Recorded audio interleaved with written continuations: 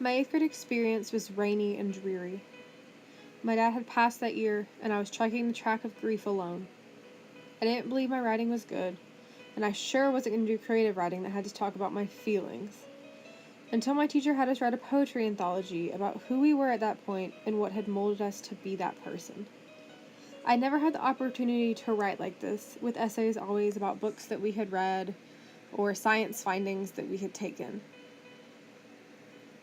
And I had never been taken seriously when I brought up this form of writing. So we did the poetry anthology, and I came alive. I learned that writing is a good way to think through and comprehend things that happen to you or people you love, and is a wonderful way to communicate those findings to others. It became a major point in my healing path and my path to being an educator, all because she pushed me to try.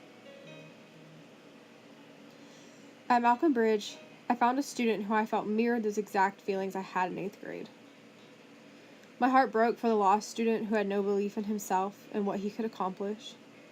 So, we began to push him to turn in things and to talk about his feelings, even if it was just by asking him, "How are you?" every day that we were there. Though he only completed half of his own poetry anthology, those poems held a lot about why he was acting like he was. Also, we learned to celebrate small victories, because 2 is better than none. I believe that writing doesn't always start with sunshine. I believe we need to stop and enjoy the rain sometimes for what it is and what grows out of it, because without it, we would have no plants, and we would have no lakes, or rivers, or oceans, or fish. We would have no life. I believe that you will never know what ripple effect your writing instruction or sharing will have on a student or your coworkers.